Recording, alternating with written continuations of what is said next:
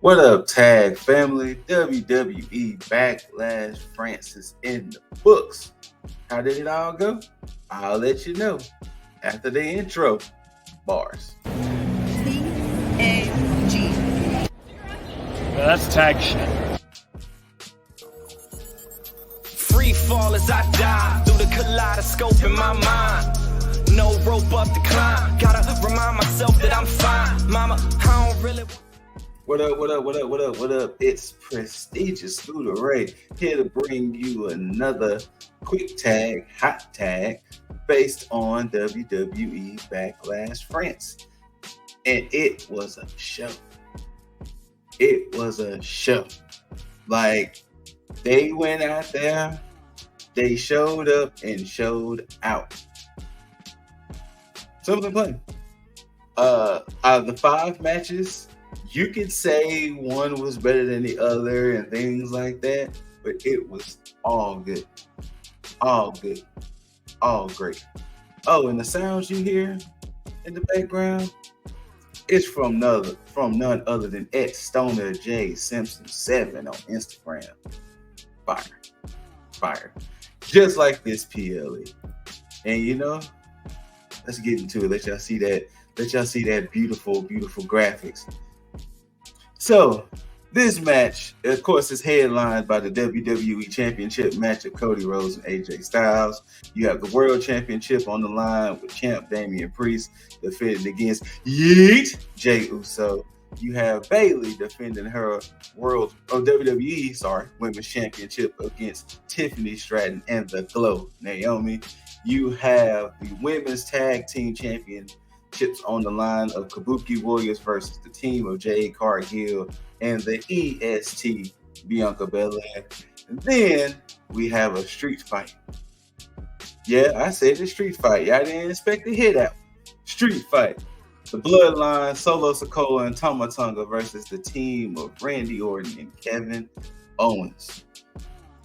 And you know what? Let's go and get into it, family. So first up, like I said, it was a good old-fashioned street fight. And how did we get here? When the match started, before the match could start, they started just beating down each other. Those 4 was just going at it. Referees, producers, you know how they always do. They was breaking it up. Adam Pearce comes out and was like, you know what? If y'all want to do this and truly beat the hell out of each other like that, disregard the rules, fine. Make it a street fight. And made it a street fight they did. They fall in the crowd. They fall all over. Trash cans, kendo sticks, chairs, tables, all of that stuff. And it was amazing. And you could tell they was having fun. And I love that this was Tama's first match and showcase some of that Tama-ness. That Tama Tonga-ness that, you know what I'm saying, we got so used to in New Japan. This was good to see that it wasn't meant to be made serious. It wasn't meant to be some truly like Broadway of a showcase. It was just my side, hate your side, Drake and Kendrick Lamar. And that might not be the only time I reference that beef this episode. Just putting that out there. Drake and Kendrick Lamar. They was trading nukes with each other. Now, this match ultimately ended with KO having the pinfall on Solo, and then out of nowhere, someone pulls the ref off the ring. And my whomst was that? The returning / debuting of Tonga Loa. I don't think you heard me. Tonga Loa. If you WWE fans know, he was Hunico back in the day. But Tonga Loa has shown up to help his brother, Tama Tonga, and Solo get the dub. And it was like the scream I scroom. Yeah, I said it. The scream I scroom when it was revealed that it was Tonga Loa, because everybody thought it was going to be Jacob Fatu or something along that nature, but no, Tonga Loa. The Gorillas of Destiny are officially in the WWE. Now, just like J. Cole, I feel bad for Paul Heyman. Paul Heyman, just like how J. Cole bowed out of that rap beef, Paul Heyman wants to bow out of this new bloodline because he is so unsure of what's going on. He is over there in fear. He was in so much emotional distress after that match because he was like, where did Tonga Loa come from? Nobody told me Tonga Loa was supposed to be here. Who is calling the plays in this bloodline? Well, I'm pretty sure at some point it's about to be revealed that it's Solo Sikoa. But even a bigger play, it might be The Rock. It might be The Rock making plays with this new bloodline. But yeah, ultimately, Solo Tama gets the dub, and now Solo, Tama Tonga, and Tonga Loa. Oh boy, we here now. Bloodline 2.0. We here now. Next match on the card was for the WWE Women's Championship. Once again, you got the role model Bayley defending against Tiffany Stratton, and the Glow Naomi. One thing I love after all of these years, and it harking back to NXT TakeOver London, that the England crowd still serenades Bayley. Even when she was a heel, even and now her being a face / in between, when she was the happy, smiley hugger to the role model, up until now, when they go overseas, that crowd love them some Bayley.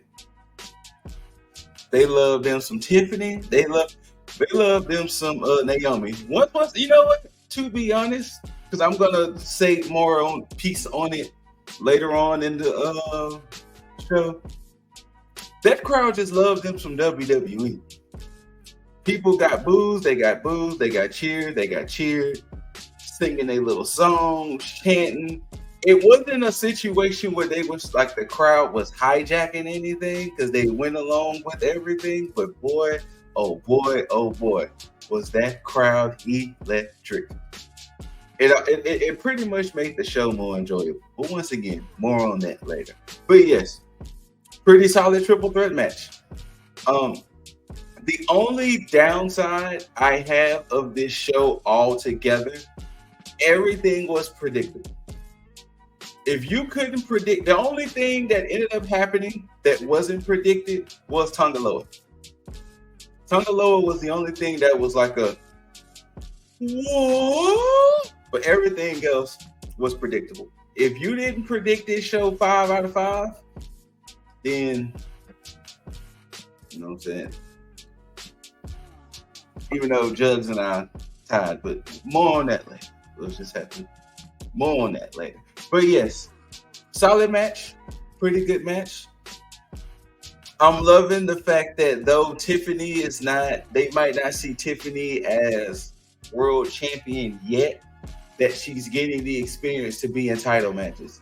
And who else to do it with Bayley and Naomi?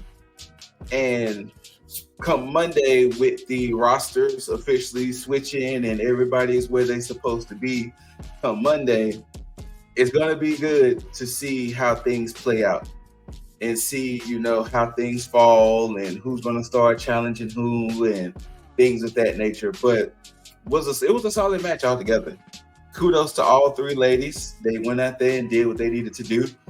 Ultimately, Bayley did win with a roll-up to Naomi after Naomi and Bayley hugged it out and, you know, they kind of celebrated with the crowd and things like that. But pretty solid match.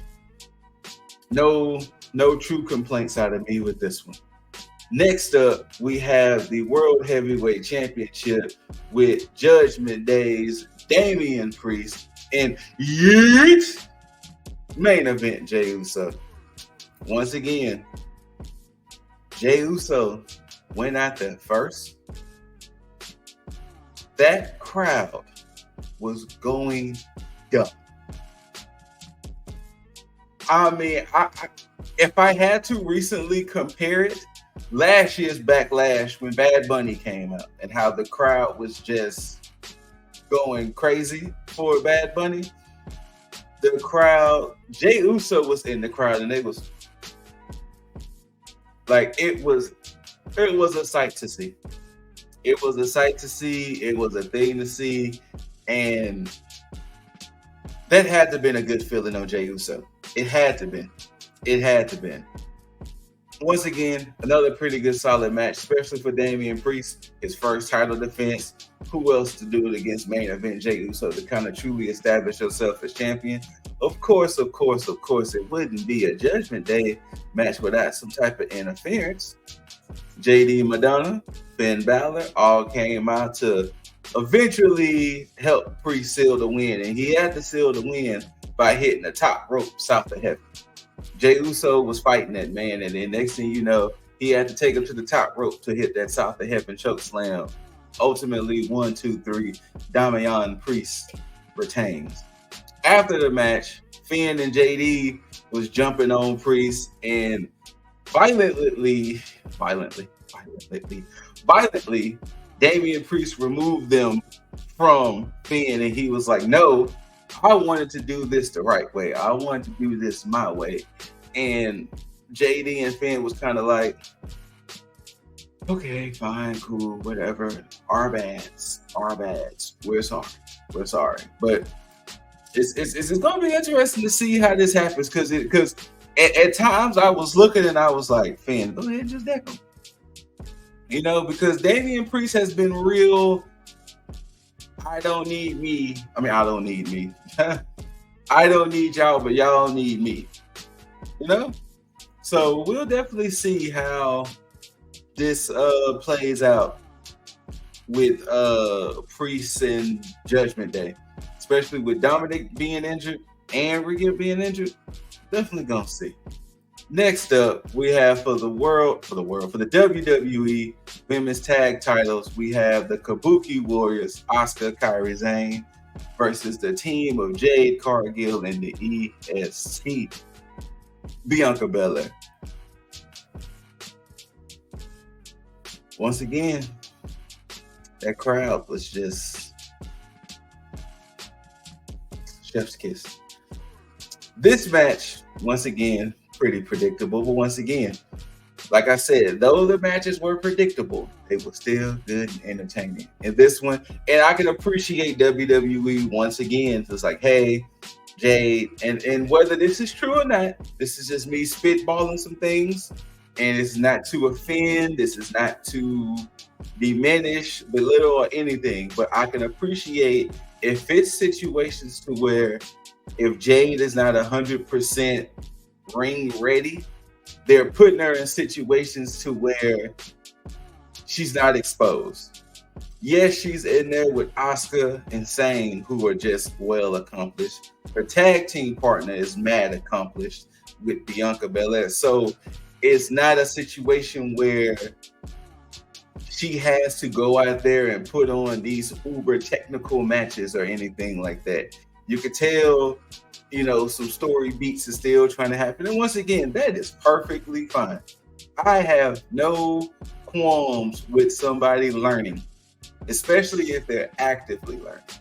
None whatsoever. But the match ended with just Jade Cargill hitting a reversal of all reversals on Kairi Sane. She caught her in a power. She caught Kairi Sane jumping off the top rope in a power bomb position. Had her like this, spun her around to where it's electric chair drop style, lifted her up, caught her, wow, jaded. Then Bianca hits the KOD on Asuka onto Kairi Sane. 1, 2, 3, new women's tag team champions.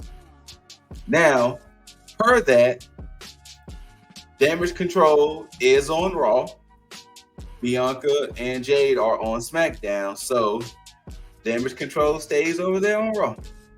But Bianca and Jade can go between both shows now since they are tag champs. But once again, I enjoyed this match. I enjoyed the fact that they're letting Jade get it. They're letting Jade learn. They're not thrusting her into a situation. They're not putting her in a spot to where it's like, hey, we want you to be instantaneous superstar immediately. Though she already has that superstar presence and they're giving her that superstar treatment, we want you to be in there just going crazy. I can appreciate that. It's like, no, we want to take our time with this project. We want to make sure this project is good and ready to be that superstar when she's good and ready. And I can appreciate WWE for that.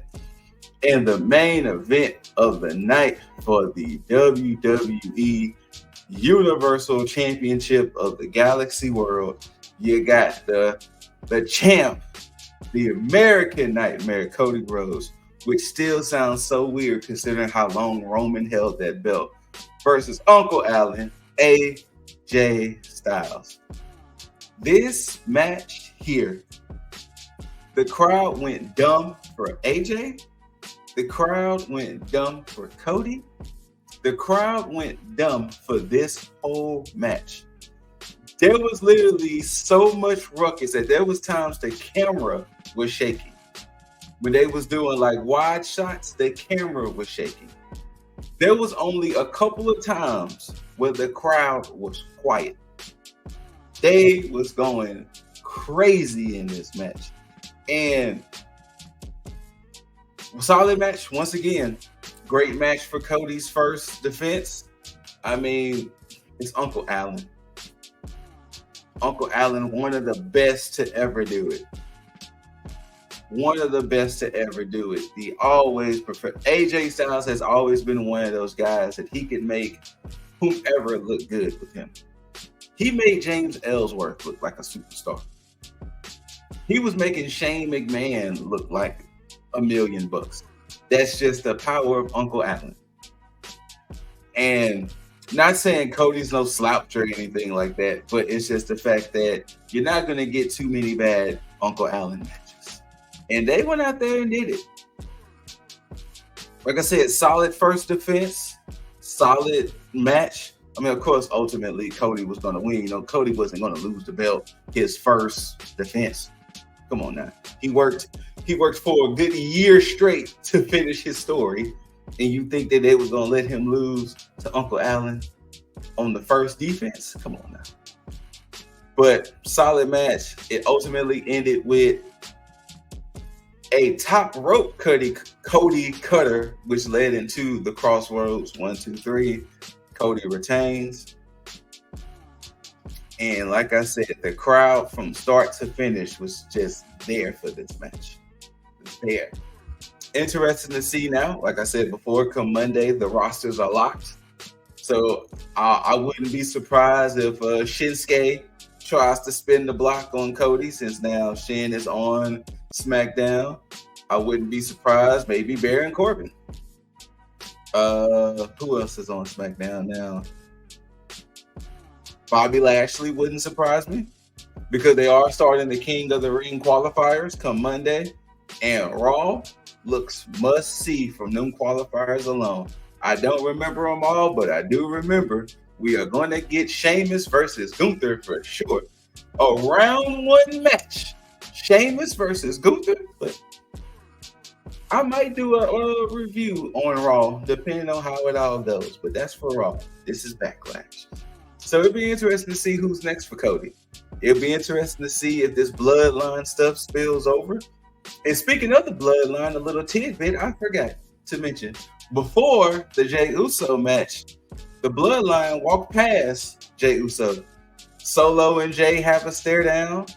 Tama and Tonga kind of just looks at Jey Uso, and Jey Uso is kind of just looking at them like, y'all better keep it moving.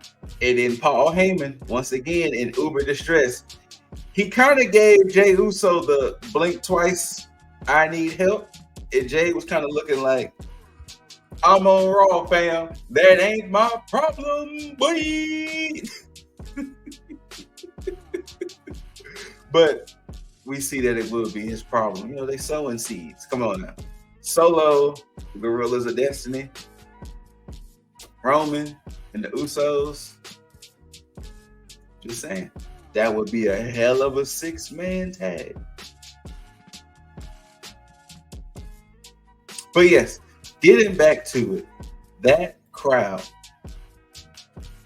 I don't know, because I can't speak on business or anything like that. Whatever the logistics is of being overseas, they might have to truly explore that more, because the crowd being so electric, the crowd being so just vocal and being in it, it made you want to be in it more because the crowd was so in it. I mean, there was not one match where the crowd was just going crazy. And maybe WWE truly needs to start exploring more, because I know they have quite a few PLEs overseas, but I wouldn't mind it. I definitely wouldn't mind it. We get these crowd interactions like this because they don't really see the superstars like that. I do not mind it. Overall, Backlash was definitely worth watching. Definitely from start to finish. Like I said, you're going to have your favorites. You're going to have your matches better than others, but it wasn't a boring show. I mean, the crowd wouldn't let it be a boring show. Simple and plain. Crowd wouldn't let it. Shout outs to my tag brethren, Lip Dizzle, Jaeger Bomb Bastard, Juggernaut 097. Shout outs to my Less Than Stealthy Ninjas, Cosmic Boss, Run Your Miss, because this review will also be used for a Chronicles review as well. So you can check this review out on Tag. You can check it out on Less Than Stealthy Ninjas. This right here will be defended again the weekend, Memorial Day weekend, because Memorial Day weekend, that Saturday, we have King and Queen of the Ring from Jeddah, Saudi Arabia, and Sunday, NXT Battleground and AEW Double or Nothing. So I got a 3-show gauntlet to try to retain. But yeah, the longest reigning champ. I don't want to lose this no time soon. But whether you loved it or hate it, don't forget to rate it thumbs up, thumbs down, perfect thumbs up. Like, share, comment. Let us know what you thought about Backlash. Let us know what you thought about Tonga Loa returning back to the WWE. Just let us know what you thought about them being overseas, anything like that. And after you do all of that, subscribe. After you subscribe, you got to tag that notification bell so you can be notified from when you get quick tags, hot tags, tag me-ins, tier lists, dizzle moments, any of that stuff. Because you won't know unless you're notified. And when you're notified, you're certified. I couldn't think of nothing else to rhyme with it at the end, so that's why I just left it at that. So, yeah. Until the next time, ladies and gentlemen, love one another, take care of one another, look out for your mental and physical health, and let's sign this out with that too sweet. Peace, everybody.